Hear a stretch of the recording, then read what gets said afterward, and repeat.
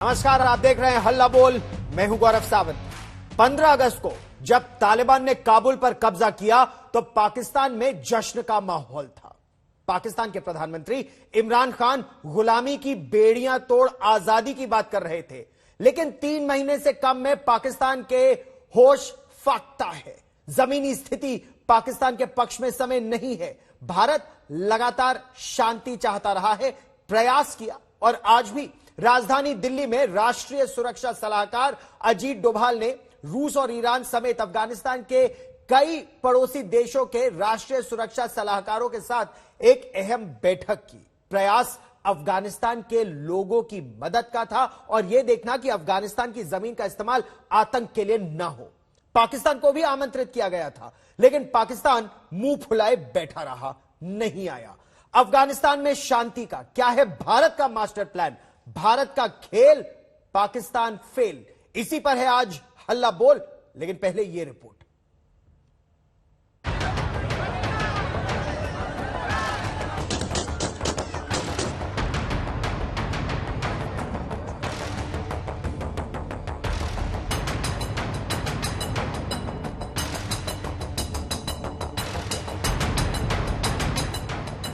अफगानिस्तान में तालिबान राज के करीब 3 महीने बाद भारत ने अपना दम दिखाया है।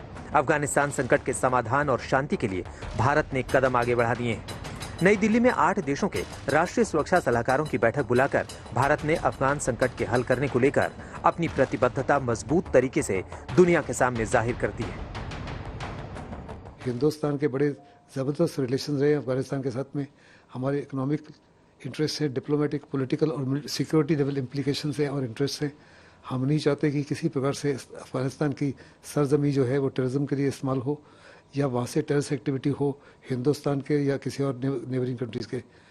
इसको निगाह में रखते हुए हिंदुस्तान ने एक ज़बरदस्त इनिशिएटिव लिया है to hold a meeting on Afghanistan at the NSA level, जिसमें तमाम सेंट्रल एशियन रिपब्लिक जो है वो पहली बार है कि सारी की सारी कंट्रीज जो है पार्टिसिपेट कर रही हैं। अफगानिस्तान संकट और वहां शांति के लिए NSA लेवल की इस बैठक में एशिया के तमाम देशों के राष्ट्रीय सुरक्षा सलाहकार शामिल हुए। बैठक में रूस, Iran, Kazakhstan, Kyrgyzstan, Turkmenistan, Uzbekistan और ताजिकिस्तान के NSA शामिल हुए। इस सम्मेलन को नाम दिया गया Delhi regional security dialogue on Afghanistan. बैठक की अध्यक्षता भारत के राष्ट्रीय सुरक्षा सलाहकार अजीत डोभाल ने की। पाकिस्तान ने पहले ही इस बैठक से किनारा कर लिया था, जबकि चीन ने शेड्यूल का बहाना बनाकर बैठक में भागीदारी से मना कर दिया था। अजीत डोभाल ने कहा है कि ये वक्त एशियाई देशों के बीच सहयोग बढ़ाने का समय है। भारत को भरोसा है कि इस बैठक में होने वाली बातचीत उपयोगी साबित होगी। This is the time for close consultations amongst us, greater cooperation and interaction and coordination among the regional countries. I am confident that our deliberations will be productive, useful, and will contribute to help the people of Afghanistan and enhance our collective security. Bharat और अफगानिस्तान के रिश्ते हमेशा से अच्छे रहे हैं। पिछले 2 दशकों में भारत ने अफगानिस्तान में इंफ्रास्ट्रक्चर के विकास के लिए $3 अरब से ज्यादा की रकम खर्च की है। तालिबान भी मानता है कि भारत ने अफगानिस्तान के कायाकल्प में अहम योगदान दिया है, लेकिन कट्टर तालिबानियों के सत्ता में आने के बाद से भारत समेत तमाम एशियाई देशों की चिंताएं बढ़ गई हैं। सबसे बड़ी चिंता है आतंक को पालने पोसने वाले पाकिस्तान जैसे देशों से तालिबान की नजदीकियां। दिल्ली डायलॉग के जरिए इन्हीं चिंताओं पर चर्चा की गई। इस बैठक में चिंता की जिन 5 बड़ी वजहों पर चर्चा हुई है वो हैं सीमा पार से आने वाला आतंकवाद, ड्रग्स की तस्करी, शरणार्थियों की समस्या, अफगानिस्तान के खस्ता आर्थिक हालात, अफगानिस्तान के लोगों को मानवीय मदद। अफगानिस्तान के मौजूदा हालात को देखते हुए NSA अजीत डोभाल के बुलावे पर रूस, ईरान जैसे कई महत्वपूर्ण देशों के राष्ट्रीय सुरक्षा सलाहकार की दिल्ली में बैठक काफी अहम रही। बैठक के बाद जो महत्वपूर्ण वक्तव्य जारी किया गया उसमें साफ तौर पर कहा गया कि अफगानिस्तान को आतंकवाद का अड्डा नहीं बनने दिया जाएगा। इसके साथ ही वहां पर महिलाओं और अल्पसंख्यकों के अधिकारों की पूरी तरह से रक्षा होनी चाहिए। इस बैठक से साफ हो गया है कि चीन और पाकिस्तान के विरोध के बावजूद भारत अफगानिस्तान में अपनी सामरिक और राजनीतिक पकड़ लगातार बनाए रखना चाहता है। अफगानिस्तान में तालिबानी कब्जे के बाद से पाकिस्तान की भूमिका पर पूरी दुनिया की नजर है। जिस तरह वहां सरकार गठन में ISI ने दखल दिया, जिस तरह पाकिस्तानी प्रधानमंत्री इमरान खान ने तालिबान राज की शान में कसीदे पढ़े, वो एशिया के तमाम देशों के लिए चिंता का विषय है। ज़हनी गुलामी की जंजीरें तोड़ना ज्यादा मुश्किल होता है। जो अभी अफगानिस्तान में गुलामी की जंजीरें तो तोड़ दी उन्होंने, लेकिन जो ज़हनी गुलामी की जंजीरें वो नहीं टूटती। अफगानिस्तान संकट पर जब भारत ने NSC लेवल की बैठक बुलाई तो पाकिस्तान और उसके समर्थक देश चीन ने कन्नी काट ली। पाकिस्तान और चीन की इन चालबाजियों से प्रधानमंत्री नरेंद्र मोदी पहले ही आगाह कर चुके थे। अफगानिस्तान में हाल के घटनाक्रम का सबसे अधिक प्रभाव हम जैसे पड़ोसी देशों पर होगा और इसलिए इस मुद्दे पर क्षेत्रीय फोकस और क्षेत्रीय सहयोग बहुत ही आवश्यक है। अफगान समाज के सभी वर्गों का प्रतिनिधित्व भी महत्वपूर्ण है और इसलिए यह आवश्यक है कि नई व्यवस्था की मान्यता पर फैसला ग्लोबल कम्युनिटी सोच समझकर और सामूहिक तरह से ले। चीन और पाकिस्तान की चालबाजियों के बीच अफगानिस्तान संकट पर एशिया के 8 देशों की एकजुटता से साफ है कि अफगान संकट हल करने में भारत की भूमिका सबसे अहम है। बात सिर्फ तालिबान राज की ही नहीं है, अफगानी नागरिकों के हितों की है, अफगानिस्तान में शांति की है। गीता मोहन के साथ मंजीत नेगी, दिल्ली आज तक। भारत शांति और प्रगति का प्रयास निरंतर करता रहा है। पाकिस्तान धर्म के नाम पर आतंकवाद का खेल खेल रहा है, लेकिन क्या पाकिस्तान अब पूरी तरह से दुनिया भर में बेनकाब हो चुका है और आतंक को समर्थन की वजह से ही क्या भुखमरी और कंगाली की कगार पर आ गया है पाकिस्तान? यह हम नहीं, खुद पाकिस्तान के लोग कह रहे हैं। हम आपको सुनवाएंगे। हल्ला बोल में आज हमारे साथ है मेजर जनरल संजय मिस्टन। आप अफगानिस्तान में भारत के पूर्व डिफेंस अटैचे रह चुके हैं। लेफ्टिनेंट जनरल संजय कुलकर्णी हमारे साथ जुड़ रहे हैं, पूर्व DG इन्फेंट्री, क्योंकि सुरक्षा पर बहुत जबरदस्त असर पड़ने वाला है। हमारे साथ आरिफ अब्बासी जुड़ रहे हैं, नेता है पाकिस्तान तहरीक इंसाफ पार्टी के। कमर चीमा, पाकिस्तान के प्रसिद्ध सुरक्षा विशेषज्ञ हमारे साथ जुड़ रहे हैं। जनरल मिस्टन, मैं सबसे पहले आप ही से जानना चाहूंगा, यह जो महत्वपूर्ण पहल भारत ने की है, इसमें दिल्ली न आकर क्या पाकिस्तान ने गलती की?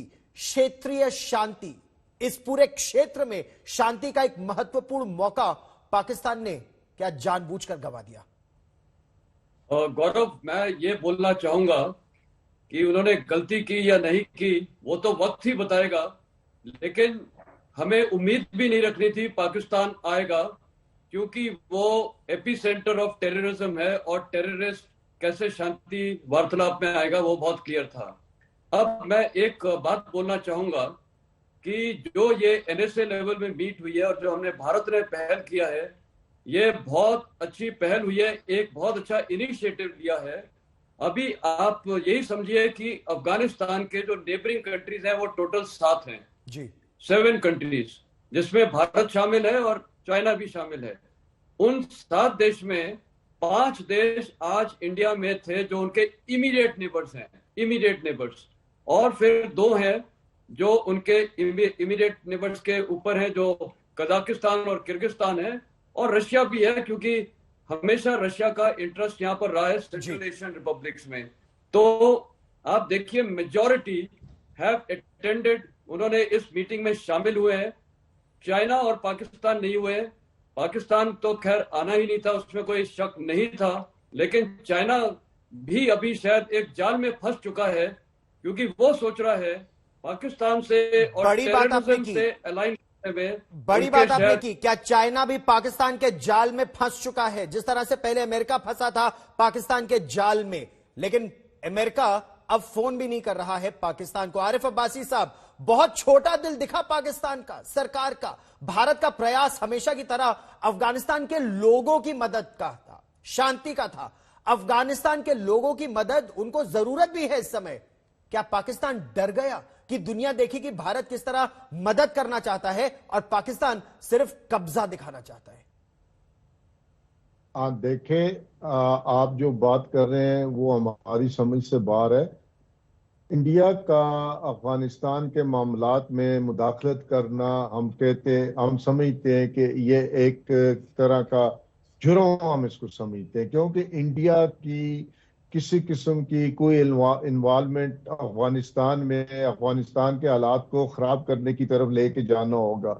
तो इंडिया जबरदस्ती खामखा का फरीक बनने की कोशिश कर रहा है अफगानिस्तान में। वहां पर वहां की संसद को बनाना, खराब करना है माहौल, वहां डैम, सलमा डैम बनाना, सड़कें बनाना, प्रगति अस्पताल बनाना, ये माहौल खराब करना है और वहां पर रेडिकल इस्लामिक टेरर फैलाना, ये डेवलपमेंट है जो पाकिस्तान कर रहा है।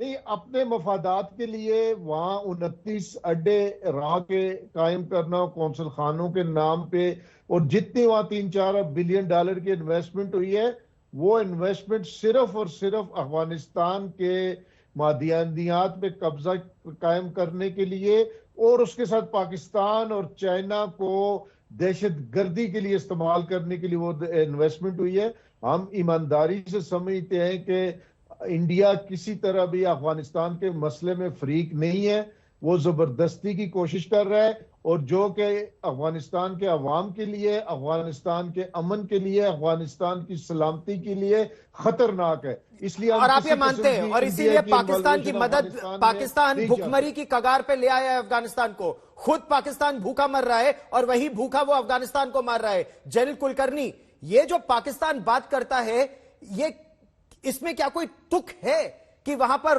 29 अड्डे हैं रॉ के? अरे भाई, फिर क्या कर लिया आपने उन 29 अड्डों का 15 अगस्त के बाद, जब तालिबान का राज चला? गौरव इस बात को साफ साबित करता है कि पाकिस्तान जो है टोटल हेट इंडिया, मकसद हेट इंडिया। कुछ भी हो जाए, किसी तरीके से डीप स्टेट को चाहिए स्ट्रेटेजिक डेप्थ अफगानिस्तान, कुछ भी हो जाए, खुद भूखमरी में मर जाए, दूसरे को कुछ भी कह दे, नाम कुछ भी दे दे कि भारत जो है रॉ के अड्डे बनाए हैं, इन्होंने जो 2-3 बिलियन डॉलर इन्वेस्टमेंट किया है वो हमारे बरखिलाफ किया है, हमारे दोस्त चीन के बरखिलाफ किया है, वहां पे आतंकवाद फैलाना चाहता है। मुझे ये नहीं समझ में आ रहा है आरिफ भाई, कैसी आप बात सोच रखते हैं? हमारे आप सिबलिंग्स हैं, और इस तरह की अगर आप सोच रखेंगे तो लोग क्या कहेंगे? ये एक पड़ोसी देश बनने के नाते अफगानिस्तान की उन्नति के लिए अफगानी खुद चाहते हैं कि हिंदुस्तान आए। आप देखिए, रूस आपके साथ खड़ा दिख रहा था, अभी तक क्या हुआ? ईरान खड़ा दिख रहा था आपके साथ, क्या हुआ? सबने देख लिया है कि पाकिस्तान आतंक फैलाना चाहता है, पाकिस्तान आतंक का गढ़ है। चीन भी इस बात को मानने लगा। चीन ने चाहे अपनी तरीके से कह दिया रीशेड्यूलिंग कर रहे हैं, लेकिन चीन को मालूम है कि अगर वो पाकिस्तान के साथ आज खड़ा ना हो तो पाकिस्तान सिंकियांग प्रोविंस में जाकर के आतंक फैलाएगा। चीन का वो जो बैकयार्ड है सॉफ्ट है, मतलब ऐसा सगा नहीं, कमर चीमा मैं आपके पास भी आऊंगा, ऐसा सगा नहीं जिसे पाकिस्तान ने ठगा नहीं, चाहे वो अमेरिका हो, चाहे अब चीन हो। लेकिन नलिन कोहली, पाकिस्तान और कुछ पाकिस्तान परस्त लोग, उनका यह आकलन है कि भारत अब समाधान निकालने वाले देशों की फहरिस्त में नहीं है अफगानिस्तान की समस्या का समाधान निकालने के लिए। क्या बहुत देर हो चुकी है? जो पहल आज हुई ये पहले हो जानी चाहिए थी। गौरव जी, कोई ना देर होती है ना कोई जल्दबाजी। जहां तक देश की हम बात करें, जो हमारे देश की आवश्यकताएं हैं और कूटनीतिक जो काम होते हैं, डिप्लोमेटिक एफर्ट्स, और ऐसे मुद्दों पर जहां पर आपके सुरक्षा की बात हो अलग अलग देशों की, तो इनमें तो काम चलता ही रहता है, निरंतर चलता है, चलना भी चाहिए। जहां तक आज की जो वार्ता हुई है, जो NSAs नेशनल सिक्योरिटी एडवाइजर्स अलग अलग देशों के 7 देश हैं जो आए हैं भारत, और उसमें ये सारे प्रमुख देश वही हैं जो अफगानिस्तान के इर्द गिर्द हैं, और अफगानिस्तान में जो परिस्थिति बदली है, किन कारणों से बदली, वहां तालिबान की सरकार आई है, उसके चलते हुए जो वहां के लोग हैं उनकी एक चिंता करते हुए, और साथ में इसके अफगानिस्तान से बाहर सुरक्षा पे क्या नतीजे होंगे, क्या प्रतिबिंब होगा, क्या रिफ्लेक्शन होगा, उसकी एक ऐसे गंभीर चर्चा है। ये स्वाभाविक है, अगर NSAs नेशनल सिक्योरिटी एडवाइजर्स, राष्ट्रीय जो सुरक्षा सलाहकार हैं, 7-8 देशों के, भारत को मिला के 8 देशों के एक साथ बैठे चर्चा करे, तो ये गंभीर विषय है और इसे गंभीरता से देखना चाहिए। पाकिस्तान आए नहीं आए वो उसको तय करना है, चीन के पास समय ना हो वो उनको तय करना है, लेकिन विश्व में एक चर्चा बन भी रही है और बढ़ेगी कि अफगानिस्तान की परिस्थिति में पाकिस्तान का क्या योगदान है और आगे क्या होने वाला है। इसकी भी चिंता पाकिस्तान को करनी है, भारत को नहीं। नहीं, और पाकिस्तान को तो चिंता और भी बड़ी करनी है। मतलब पाकिस्तान जो अपने को बहुत बड़ा सूरमा समझता है, क्या पाकिस्तान एक्चुअली समाधान का नहीं समस्या का हिस्सा है? Pakistan is part of a problem, not a part of the solution. Qamar Cheema, 15 अगस्त को तो आपके प्रधानमंत्री गुलामी की जंजीरें तोड़ने की बात कर रहे थे। अब 3 महीने बाद आटे दाल का भाव मालूम चल गया होगा। अब तालिबान के सेल्समैन बने फिर रहे हैं। अमेरिका के राष्ट्रपति का फिर भी फोन नहीं आता आपके प्रधानमंत्री को। देखिए, इस वक्त अफगानिस्तान के जो इंटरिम फॉरेन मिनिस्टर है आमिर मुत्तकी, वो तो इस्लामाबाद में है और चाइना, पाकिस्तान, रशिया और अमेरिका, उनके साथ एक डायलॉग हो रहा है। भारत की समझ नहीं आती, आप बेगानी शादी में अब्दुल्ला दीवाना वाले कहानी है। अमेरिका, रशिया, चाइना हमारे साथ अफगानिस्तान पे बात कर रहे हैं। आप लहदा 1.5 इंच की मस्जिद बना के बैठे हैं उधर दिल्ली में और कह रहे हैं हम अफगानिस्तान के मसला हल करना चाहते हैं। आप अफगानियों को वीजे देना जनाब, आपने अफगानिस्तान के वीजे क्यों बंद कर दिए हैं? वहां ह्यूमैनिटेरियन क्राइसिस है। पाकिस्तान तो अफगानियों को खाना भी बेच रहा है, खुराक बेच रहा है, उनको पाकिस्तान आने की जो है वो आने के लिए कह रहे हैं। आपके पास खुद खाने को नहीं, आप अफगानिस्तानों को क्या खिलाएंगे? सेंट्रल एशिया खुद तो 2 वक्त रोटी खाने को है नहीं आपके देश में, आप अफगानिस्तान को क्या खिलाएंगे? अगर अमन की बात करनी है तो देखिए, अजीत डोवल साहब ने अमन की बात करनी थी तो आते, मोहित यूसुफ क्यों नहीं आए? पिछले 7 साल अजीत डोवल ने पाकिस्तान में दहशतगर्दी करवाई है टीटीपी को फंडिंग करके। आप कौन सी वहां पे सलाहकारियां कर रहे हैं? अच्छा, अगर अजीत डोवाल ने टीटीपी से दहशतगर्दी कराई तो आपने टीटीपी के साथ समझौता क्यों कर दिया? आपको तो तोड़ देना चाहिए था उनको। अफगानियों को दे, आपको अफगानिस्तान की इतनी फिक्र है, उनको ले आए अपने पास, उनको वीजे दे। सर, आप फैक्ट्स पे, नलिन कोहली जी फैक्ट्स पे आंसर नहीं कर पा रहे कमर चीमा। अगर भारत टीटीपी को समर्थन कर रहा है, या जैसे आपके नेतागण बोल रहे हैं, आपके नेता बोल रहे हैं कि टीएलपी का भी भारत समर्थन कर रहा है, तो भाई साहब आप क्यों उनके साथ डील पे डील करे जा रहे हैं? तोड़ दीजिए नलिन कोहली जी। आप इंडो पैसिफिक में जाएं, अफगानिस्तान की फिक्र छोड़ें। मैं 3-4 चीजें कहना चाहूंगा। अगर कमर चीमा जी अपना बोलना बंद करें तो शायद जो आपने प्रश्न मुझसे पूछा उसका मैं जवाब दे पाऊं। नहीं, वो कह रहे हैं कि आप अफगानिस्तान की भारत को अफगानिस्तान की चिंता छोड़ देनी चाहिए। ये कह रहे हैं बेगानी शादी में अब्दुल्ला दीवाना। मुसलमानों को गंदा करने के लिए बैठे हुए हैं कि सिर्फ मुसलमानों मैंने को सुन लिया, मैंने सुन लिया। अरे आप थोड़ा सा इनका फेलर या तो डाउन करिए, ऐसे नहीं होगा ना। कमर साहब थोड़ा सुन लीजिए। नलिन कोहली जी जवाब दीजिए।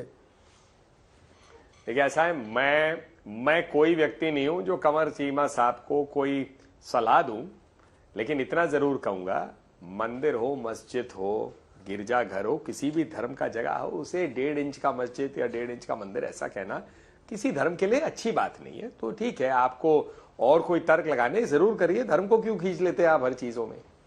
दूसरी बात, आपने कहा अब्दुल्ला दीवाना, बेगानी शादी, ये सब जो है ठीक है, आपका अधिकार है ऐसे कहने के लिए, लेकिन ठीक है, आप अपने राह पे चल ही रहे हैं ना, तो चलिए, किसने रोका आपको? कोई भारत बीच में रोक रहा है क्या? आपसे सबसे बढ़िया सवाल तो गौरव जी ने पूछ ही लिया।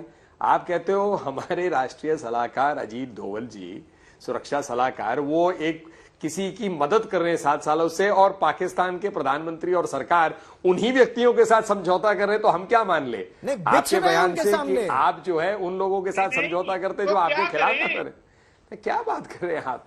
थोड़ा कुछ तर्कों पे बात करें तो लोग आपकी बातों को गंभीरता से लेने का प्रयास कर सकते हैं। वो हथियार फेंक रहे हैं, सरेंडर कर रहे हैं हमारे सामने। सरेंडर कर रहे हैं? आपकी आर्मी ने सरेंडर कर दिया सर। आरिफ अब्बासी साहब, मैं पाकिस्तानी मीडिया की तस्वीरें आपको दिखाऊंगा। अरे कमर चीमा साहब, आपके जनरल साहब अपनी जेब से पैसे निकाल के तहरीक लब्बैक को दे रहे हैं जब वो फैजाबाद इंटरचेंज पर। आरिफ अब्बासी साहब, चलिए, कमर चीमा साहब को तो आईएसआई ने एक पाठ पढ़ा दिया, वो यहाँ के वो रटाया बोल रहे हैं, लेकिन अब्बासी साहब आप तो एक पॉलिटिकल लीडर है। पाकिस्तान आर्मी अपनी जेब से पैसे निकाल के फैजाबाद इंटरचेंज पर लोगों को, जो प्रोटेस्टर्स है उनको दे रही है। तहरीके तालिबान पाकिस्तान के साथ समझौता कर रही है, ये कह रहे हैं कि वो जी इंडिया फंड कर रहा है। अगर इंडिया फंड कर रहा है तो भैया क्यों कर रहे हो आप उनके साथ समझौता? तोड़ दो उन लोगों को। नहीं तोड़ पा रहे। लेकिन आरिफ अब्बासी साहब, Pakistan China Pakistan economic corridor CPC का सेल्समैन बना फिर रहा है। ये तो प्रोजेक्ट पाकिस्तान में ही अटक गया सर। जिस जीत की उम्मीद आपको थी, क्या वो आपको मिली? क्योंकि चीन ने भी अब आपके ऊपर $38 मिलियन का जुर्माना लगा दिया एक तरफ से। आरिफ अब्बासी साहब, कंगाली में आटा गीला हो गया सर आपका? पता नहीं आपको इंडिया में बैठ के पाकिस्तान की इतनी फिक्र क्यों है? नहीं, फिक्र नहीं है आप सर, बात हम तो करते देख रहे हैं सर। नहीं, मेरी बात सुने। क्यों नहीं आप बात करते कि इंडिया में कश्मीर में क्या हो रहा है, इंडिया में सिखों के सर, साथ अफगानिस्तान पर डिबेट हो रही है इस समय।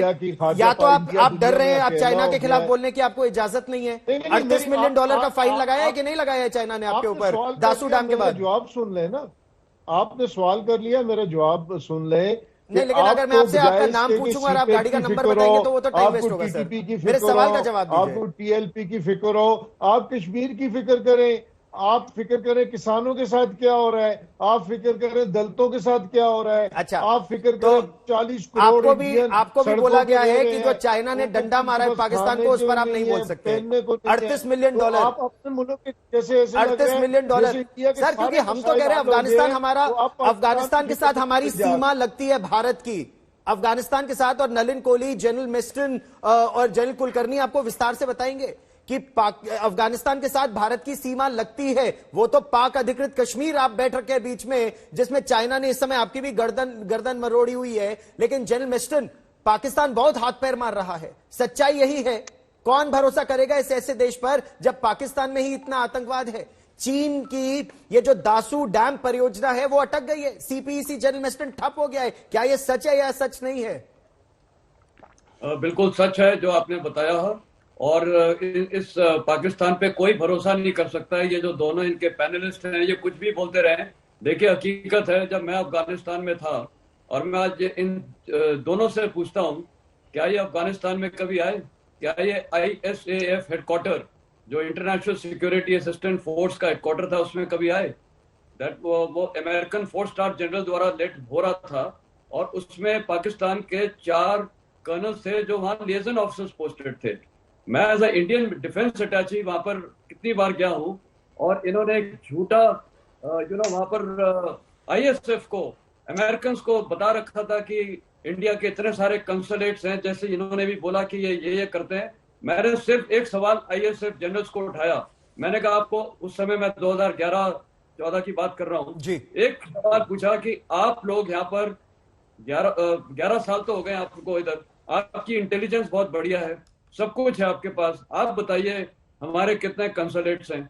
उन्होंने बोला कि आपके इतने। मैंने कहा, यही तो हकीकत है, इतने ही है। हमारे कंसुलेट एक जलालाबाद में था, एक कंधार में, एक हेरात में, एक मज़ार शरीफ। तो मैंने कहा, फिर आप ये कैसे बोलते हैं? तो बोलते हैं हमें पाकिस्तान बोलता है। मैंने कहा, पाकिस्तान की तो आदत है बोलना, आप यहाँ हकीकत आप जानते हैं, आप क्या इस हकीकत से कैसे दूर भाग रहे हैं?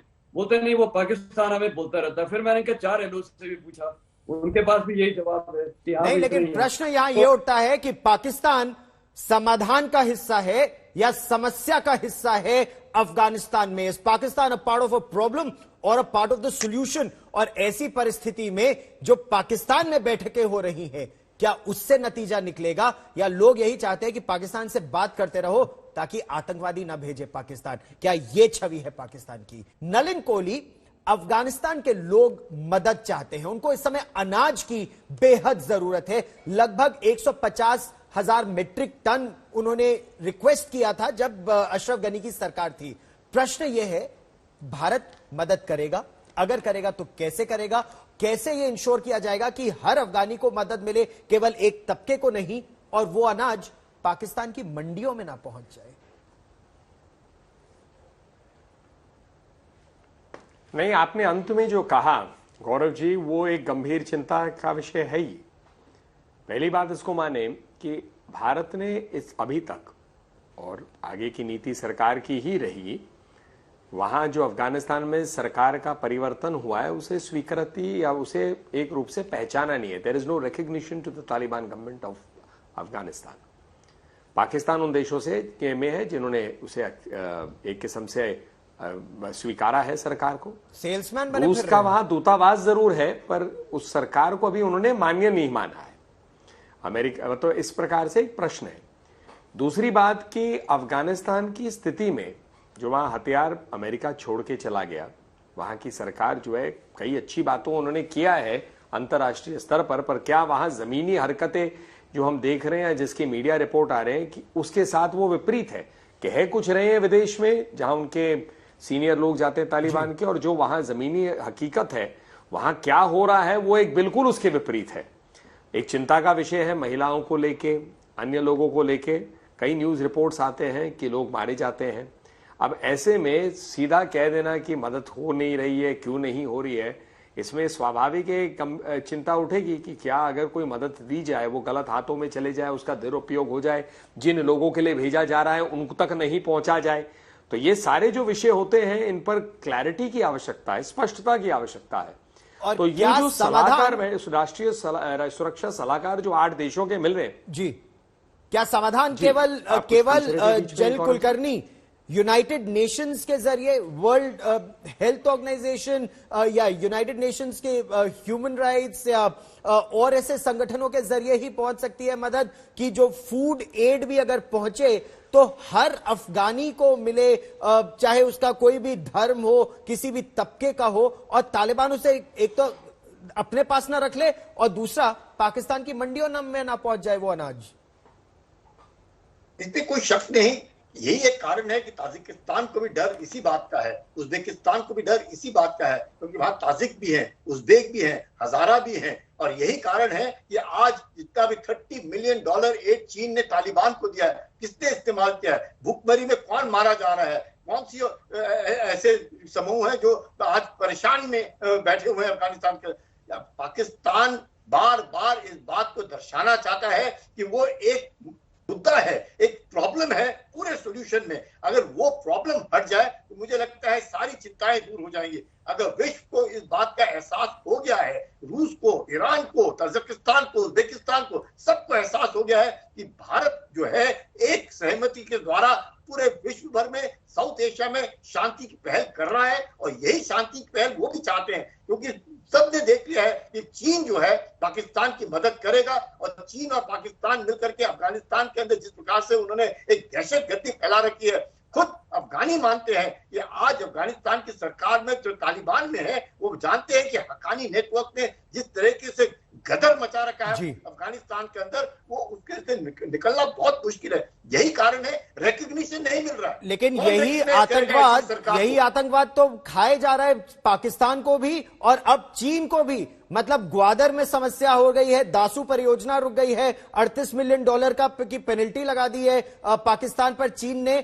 अमेरिका दबाव अलग बना रहा है, फोन नहीं कर रहा अब तक इमरान खान तो फोन के बगल पे बैठे रहते हैं, सुना है कमर चीमा साहब फोन से हटते नहीं है कि कब जो बाइडेन फोन कर ले। लेकिन कमर चीमा साहब, पाकिस्तान का क्या यही हाल हो गया है?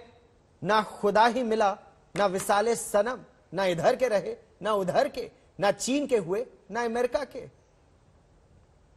देखिए, मेरा ख्याल है कि जो भारत के वजीर आजम B3W जो बिल्ड बैक बेटर वर्ल्ड में थे, तो इंडिया ने तो फैसला कर लिया कि वो अमेरिकन ब्लॉक में जा रहे हैं। तो पाकिस्तान के पास चॉइस है कि हम बैलेंसिंग एक्ट करना चाहते हैं। हमने माजी में गलतियां की हैं कोल्ड वॉर में कि हम अमेरिकन ब्लॉक में चले गए, आप नॉन अलाइंड रहे, आपकी पॉलिसी अच्छी थी। अभी पाकिस्तान उस तरह क्लियरली ना चाइनीज ब्लॉक में जा रहा है ना अमेरिकन ब्लॉक में जा रहा है। हम अपना एक अच्छा ताल्लुकात सबके साथ रखना चाहते हैं, और मेरा ख्याल है अभी तक पाकिस्तान कामयाब है। हमें फाइनेंशियल चैलेंज दूर है, आपका डेट कितना हो गया है? नलिन कोहली साहब आपको फैक्ट्स पर बताएंगे, जनरल मिस्टन आपको फैक्ट्स पर बताएंगे। सर, आपके पास पैसे नहीं है खाने के, आपको IMF भी अब आपको बोल रहा है डू मोर। आपको और ना गैस है, ना पेट्रोल है, ना खाना, ना अनाज है।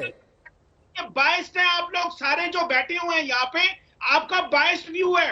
एक रैशनल पर्सपेक्टिव की बात करेंगे तो पाकिस्तान अपने आप को अमेरिकन और चाइनीज के दरमियान बैलेंस करना चाह रहा है। मुश्किलात जरूर है लेकिन हम कर लेंगे, आप परेशान ना हो। लेकिन कमर चीमा साहब, कैंप बदलने से सोच नहीं बदल जाती आपकी। सुनिए ना, आपका अपना YouTube का जो वीडियो है उसमें आप तहरीक लब्बैक को गाली दे रहे थे, उसमें आप तहरीक लब्बैक को टेररिस्ट बोल रहे थे, उसमें आप कह रहे थे कि तहरीक लब्बैक के साथ समझौता नहीं करना चाहिए। अब आप कह रहे हैं कि जी तहरीके लब्बैक इंडिया का समर्थन है और पाकिस्तान फिर समझौता कर चुका है।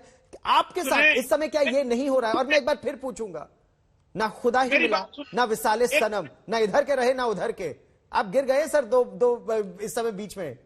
मैं बताना चाहता हूं 30 सेकंड। पहली बात तो यह है, मैं समझता हूं टीएलपी आज भी मिलिटेंट है, टीटीपी आज भी मिलिटेंट है। तो फिर उनको सीटें क्यों मिल रही है चुनाव लड़ने के लिए? क्यों उनको सीटें मिल रही है? मिलिटेंट है तो मारो उनको। वो स्टेट की कमजोरी है, स्टेट कमजोर है, पॉलिटिशियंस कमजोर है, वो नहीं लड़ सकते इनके साथ। स्टेट आर्मी कमजोर है कि इमरान खान कमजोर है? भाई तो हर वजीर आजम की कोई ना कोई कमजोरी होती है। भारत में वजीर आजम की कमजोरी सिख है, सिख सड़कों पे आ जाती है। बिल्कुल भी नहीं है जी। चलिए, जनरल मिस्टन मुस्कुरा रहे हैं। जनरल मिस्टन ये तुलना कर रहे हैं भारत के प्रधानमंत्री की इमरान खान से। कैसे कर सकते हैं आप ये तुलना? लेकिन चलिए जनरल मिस्टन, जमीनी स्थिति पाकिस्तान का यही हुआ है ना कि अब इनके लिए क्या कहे कि इनकी दुविधा में दोनों गए, ना इनको माया मिली ना राम मिले। बिल्कुल आपने सही बोला है। पाकिस्तान के तो अभी बहुत ही बुरे हाल हैं और होने वाले हैं। और मैं तो अभी आपको बता दूं, जब मैं अफगानिस्तान में था, कई पाकिस्तानी वहां मिलते थे और मैंने उनके मुंह से सुना है, जो यंग जनरेशन है, इंग्लिश में बोलते थे वी रिग्रेट पार्टीशन। क्यों बोल रहे थे वो? इनसे पूछा जाए, वी रिग्रेट पार्टीशन। उनका बोलना था कि कहाँ इंडिया पहुंच गया है, प्राइम मिनिस्टर नरेंद्र मोदी और जितनी भी गवर्नमेंट है उनके साथ कहाँ अभी हम लोग पहुंच गए हैं इकोनॉमिकली, और हर लिहाज से हम इतने आगे हैं। और आप अपने को देखिए, आपकी जनता खुद पार्टीशन को रिग्रेट करती है और आपकी जनता ये भी बोलती है कि वो आर्मी ने किस प्रकार आपकी कंट्री में डोमिनेशन किया हुआ है और कितने पर्क्स एंड प्रिविलेजेस ले रहे हैं, लैंड ले रहे हैं अपने आपके बॉर्डर्स पे। तो और आप क्या आम आदमी के पास पाकिस्तान में इस समय खाने को नहीं मिल रहा है। मैं आरिफ अब्बासी साहब के पास भी आऊंगा, लेकिन इस समय नलिन कोहली जी, जो बैठक होगी पाकिस्तान में, अब आपने कमर चीमा साहब को भी सुना, आरिफ अब्बासी को भी सुना, उसमें चीन भी होगा, अमेरिका भी होगा, रूस भी होगा। क्या यह भारत के लिए आईना है? क्योंकि पाकिस्तान के पास एक एडवांटेज तो है, स्ट्रैटेजिक लोकेशन का फायदा।